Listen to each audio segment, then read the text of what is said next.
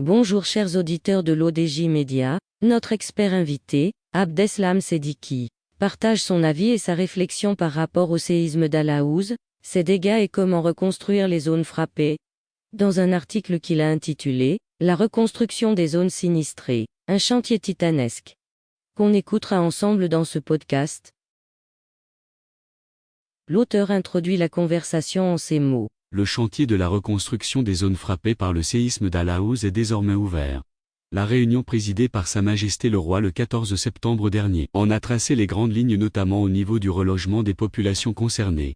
On rappellera qu'il est prévu à cet effet une aide financière directe de 140 000 dirhams pour les logements totalement effondrés et de 80 000 dirhams pour couvrir les travaux de réhabilitation des habitations partiellement effondrées.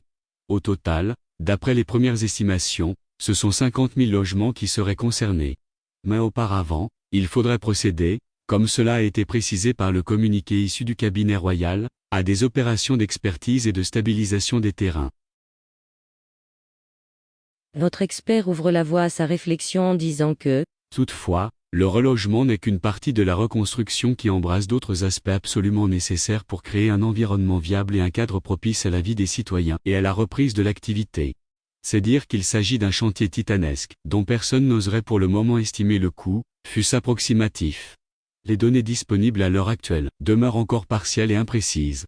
Il faudra du temps pour évaluer toutes les pertes subies, mais surtout évaluer les besoins des populations concernées. On ne le dira jamais assez, la reconstruction ne saurait être réduite à une reproduction à l'identique du passé. C'est une action qui s'inscrit dans une dynamique socio-historique visant à corriger les insuffisances du passé et à rattraper le temps perdu en matière de développement pour une mise à niveau systémique de ces régions. C'est l'un des enseignements que l'on a tirés de toutes les expériences de reconstruction partout où elles se sont produites.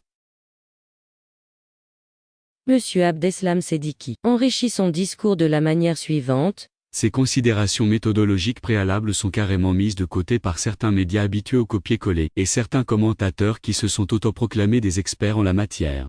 Ainsi, sont-ils allés vite en besogne en reprenant une estimation de la reconstruction imputable à l'Institut d'études géologiques des États-Unis, USGS, United States Geologic Survey, sans se donner toutefois la peine d'aller vérifier à la source, pour savoir de quoi il s'agit au juste. Que dit USGS ? Il a fait une estimation grossière des pertes matérielles causées par le séisme allant de 1 à 10 millions de dollars, soit 8% du PIB. Tel que c'est annoncé, une telle estimation n'en est pas une dans les faits et ne revêt aucune valeur. D'ailleurs, on ne voit pas comment cet institut aurait pu procéder à l'estimation des dégâts au lendemain du séisme. Les données ont été publiées sur le site le 9 septembre. Et si nos commentateurs se seraient donné la peine de vérifier l'information, ils auraient pu s'en redire compte en lisant l'indication suivante, en haut de la page The Data Below, have not been reviewed by a scientist. Les données ci-dessous n'ont pas été examinées par un scientifique, ce qui signifie qu'elles n'ont pas été validées. Dans tous les cas, on ne fait jamais une estimation avec une marge de 1 à 10. L'auteur met l'accent sur l'importance de ce point en affirmant que ce travail d'estimation des pertes et des coûts de la reconstruction est en cours. On aura les résultats dans les prochains jours.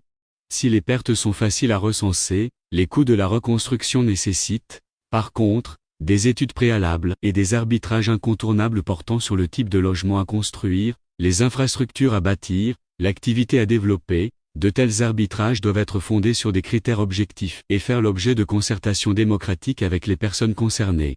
Comme il a été mentionné auparavant, les coûts de la reconstruction seraient par définition supérieurs aux dégâts et pertes subies, mis à part les pertes humaines qui n'ont pas de prix.